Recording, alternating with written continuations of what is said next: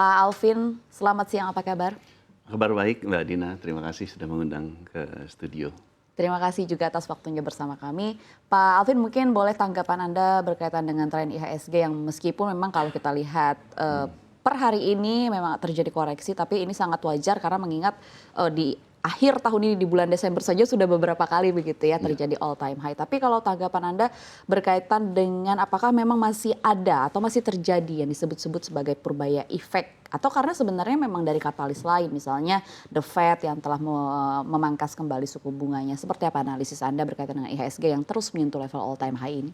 Oke, jadi memang ada dua hal, dari faktor global maupun juga dari faktor domestik ya. Kalau kita lihat memang dari faktor global sendiri, The Fed sudah memangkas suku bunga untuk tahun 2025 sebesar 3 kali pemotongan. Jadi di September, Oktober, dan juga di Desember. Dan ini menandai bahwa adanya perubahan dari kebijakan ketat menuju kebijakan yang lebih akomodatif terhadap pasar. Dan kalau kita melihat IHSG yang sudah mencapai all time high, memang fenomena ini tidak hanya terjadi di domestik, tapi juga di seluruh global market. Jadi kalau kita lihat memang IHSG ini nggak sendirian. Kalau kita lihat di layar monitor tuh hampir semua global market itu memang marketnya hijau semua. Jadi kalau lihat yang bursa-bursa yang besar seperti Dow Jones itu udah naik hampir 13%. Nasdaq juga hampir 20%. Kemudian FTSE naik 20% lebih. Nikkei pun seperti itu. Bahkan di Asia juga hampir semuanya berwarna hijau alias mengalami kenaikan. Jadi memang fenomena dari global market ini yang mendorong investor untuk optimis di pasar saham. Nah, yang kemudian yang kedua mengenai yang purbaya effect-nya, memang istilah ini belakangan dipakai pasar untuk menjelaskan mengenai fenomena Kementerian Keuangan yang baru ya, jadi yang lebih pro growth dan juga lebih pro liquidity. Dan ini sejak dilantik memang beberapa kebijakan dari Menteri Purbaya lebih dilihat market untuk menggelontorkan uang sebesar 200 triliun ke sistem perbankan, Betul. ke bank-bank plat merah, ke bank himbara, kemudian juga pendekatan fiskalnya memang lebih apa ya? Kalau ini lebih ofensif ya, bukan defensif. Betul. Dan juga lebih memperbaiki beberapa proses dan juga sistem di bawah Kementerian Keuangan, antara lain memperbaiki sistem untuk pelaporan perpajakan atau Cortex, kemudian juga memperbaiki mengenai bea cukai, kemudian rokok ilegal dan sebagainya. Benar. Jadi ini yang kemudian menjadi dasar bagi optimisme dari para pelaku pasar, dua hal tadi dari global dan juga domestik yang mendorong IHSG mencapai level tertingginya. Secara simultan begitu ya, dari global dan juga dari domestik yang akhirnya memberikan efek all time high ke IHSG. Betul. Kalau kita lihat dari peluang The Fed dan juga Bank Indonesia untuk melanjutkan pemangkasan suku bunga, mungkin di tahun 2026 perspektif Anda seperti apa? Jadi kalau kita lihat dari global dulu, ya memang kalau dilihat dari The Fed, Fed ini sudah melakukan pemotongan 3 kali tadi seperti yang saya jelaskan. Di tahun depan ada kemungkinan mereka akan melakukan pemotongan suku bunga lagi antara 1 sampai 2 kali. Jadi kalau kita lihat secara konsensus, ya ada yang namanya dot plot ya. Dot plot itu adalah konsensus yang didapat dari member The Fed. Ada 19 anggota Fed. Dan dari 19 dot yang mereka melihat untuk proyeksi tahun 2026, memang bervariasi. Ada yang melihat bahwa ada yang tidak ada cut, ada yang melihat cut, bahkan ada yang melihat ada kenaikan. Tapi secara median itu memang kelihatannya ada 1 kali cut di tahun 2026. Jadi ini kita lihat era suku bunga rendah kelihatannya masih bisa berlanjut di tahun 2026.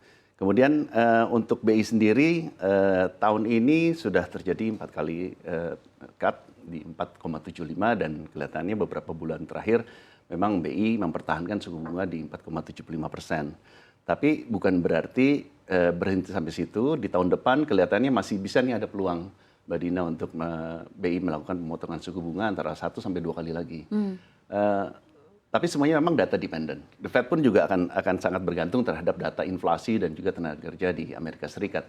Begitu pula juga dengan BI, memang kita melihat bahwa kalau BI ini akan melihat dari data inflasi dan juga dari data stabilitas nilai tukar rupiah, plus juga dari arus kas modal ya. Jadi apakah ada kemungkinan ada arus dana masuk dari asing ataupun juga arus dana keluar, ini yang menjadi perhatian dari Bank Indonesia sebelum memutuskan apakah akan melakukan pemotongan suku bunga atau juga mempertahankan suku bunga di level yang sekarang.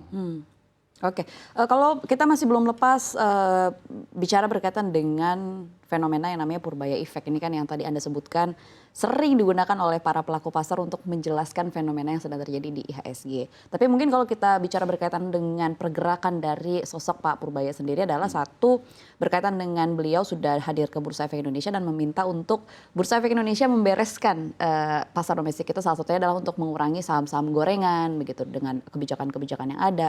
Yang kedua juga adalah tindakan dari Purbaya Yudisadewa, yaitu tadi menggelontorkan likuiditas ke perbankan.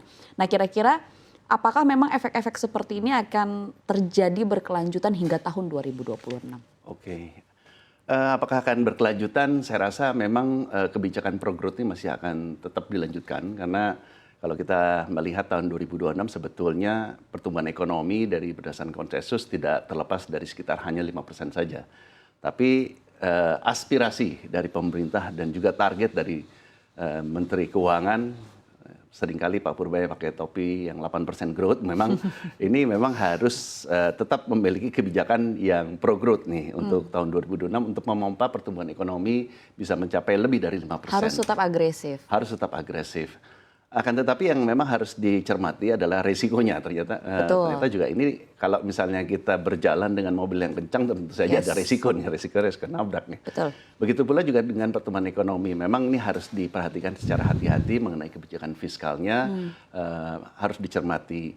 Ini juga menjadi concern dari misalnya investor asing ya. Jadi kita lihat pada waktu terjadi pergantian Menteri Keuangan dari Sri Mulyani ke Menteri Purbaya, mereka lebih memilih untuk wait and see, bahkan cenderung lebih baik keluar dulu deh. Tapi yang sebenarnya expected. Pergerakan itu expected. Memang expected karena Bu Sri Mulyani kan memang sudah lama ya di market dan orang sudah tahu mengenai stylenya. Menteri yang baru, style dengan baru, ini yang membuat mereka biasanya tuh kalau investor memang sifatnya lebih baik saya lihat dulu deh mau jadi seperti apa, nanti pun bisa masuk lagi. Nah ini yang diharapkan juga bisa menjadi sumber dari pertumbuhan kalau misalnya mereka sudah percaya mengenai kebijakan yang dilakukan oleh pemerintah maupun juga Kementerian Keuangan. Oke, berarti